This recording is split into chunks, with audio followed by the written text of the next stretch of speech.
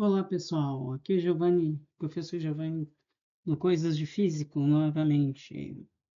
Vamos lá, hoje vamos falar um pouquinho sobre gráficos, mas antes disso,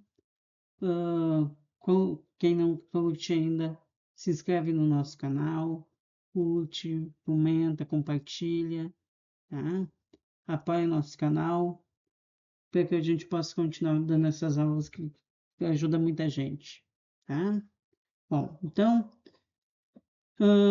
como eu disse, nós vamos falar hoje sobre gráficos. A gente está falando de cinemática, então vamos falar primeiramente de gráficos do MR1. Mas, antes de falar especificamente do MR1, vamos lembrar que um gráfico, pessoal, ele sempre traz duas informações explícitas. Uma que está no eixo vertical e outra que está no eixo horizontal. No primeiro momento, vamos falar desse eixo vertical aqui, que é a posição, tá?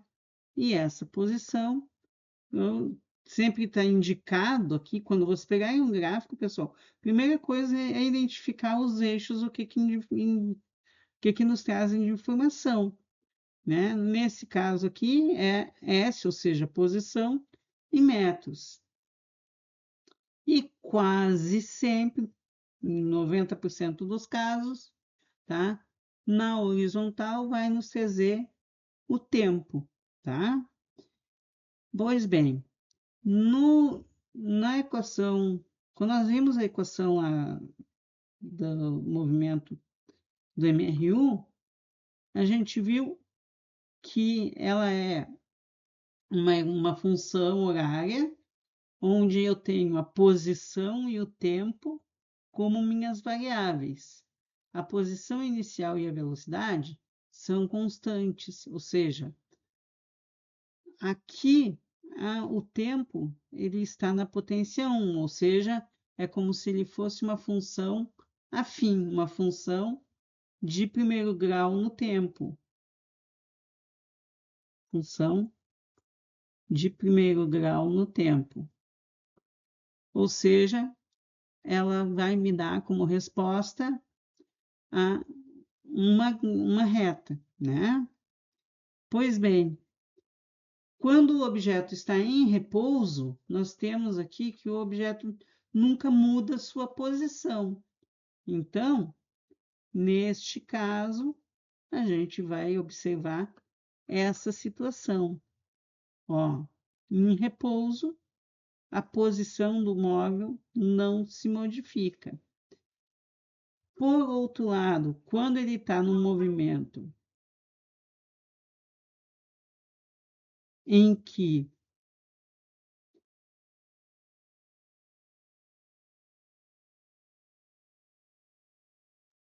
ele se afasta no sentido positivo da nossa variável, do nosso eixo, né?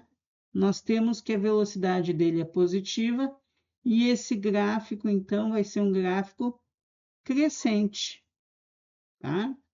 Ou seja, a gente vai ter aqui uma velocidade positiva e o gráfico é um gráfico crescente no tempo.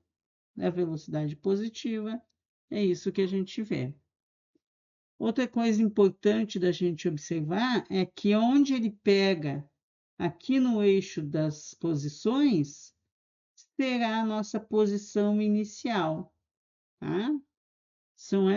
Essas são informações que a gente vai tirando simplesmente de olhar para o gráfico, pessoal.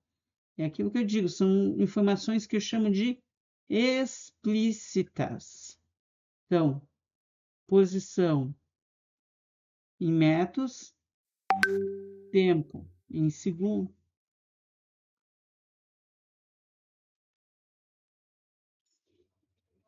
Então, nesse caso aqui, o gráfico está decrescendo, nesse caso, a velocidade é negativa, ou seja, ele está se afastando do lado dos números negativos, né? E, de novo, ó, quando eu vejo ele aqui É essa a informação que eu tiro, eu consigo ver qual é a posição inicial e vejo que a velocidade aqui é negativa, tá? Então, essas são as questões que a gente tira especificamente do nosso gráfico. Isso do gráfico de posição versus tempo, tá? Então, temos aqui posição versus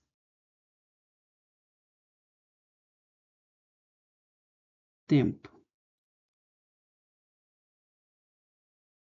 tá? Mas existe também o gráfico de velocidade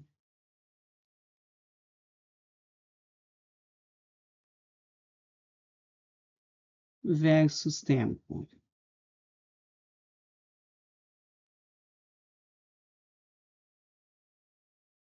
No gráfico de velocidade contra tempo, o que que acontece? Ó, como eu disse antes, agora eu vou repetir. Primeira coisa a ver são as grandezas físicas que estão representadas em cada eixo, tá? Então, aqui é a velocidade e aqui o tempo, tá? No MRU, a gente tem um gráfico que é horizontal, né? Então, a gente vê que esse gráfico, seja aqui velocidade positiva, né? Ele vai estar acima do eixo do zero, né? É isso que a gente tira de cara. Mas tem uma coisa que a gente tira que não está tão na cara, ainda assim. É fácil, que é a área entre o gráfico e o eixo horizontal. Isso aqui, esta área, ela é numericamente igual ao deslocamento do meu objeto. Então, se eu tenho aqui a base do meu objeto, que é o tempo, e tenho aqui a altura do meu objeto, que é a velocidade, então o meu ΔS vai ser a base vezes a altura, tá?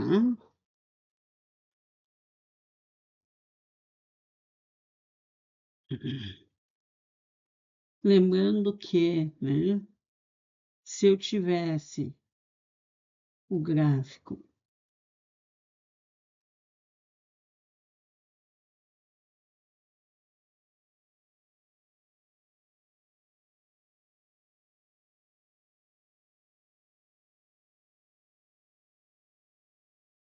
aqui na parte da velocidade negativa, né, depende muito do que o problema me dá, mas deveria eu deveria aqui obter também um ΔS que é negativo, né? E aí depende do que o problema me perguntar. Se eu quero ΔS ou se eu quero a distância percorrida. Se eu quero ΔS, eu tenho que levar em consideração os sinais. ΔS positivo mais ΔS negativo, depende do que o problema está dando. Já se eu quero a distância percorrida, eu só vou trabalhar com o módulo do ΔS. Módulo do ΔS positivo, módulo do ΔS negativo. Assim é que a gente vai trabalhar nessas questões. Depois, quando nós estivermos trabalhando com MRUV, eu vou pegar um exemplo mais palpável para que vocês vejam. Nesse momento era o que eu queria apresentar para vocês, né? Então, um forte abraço e até breve.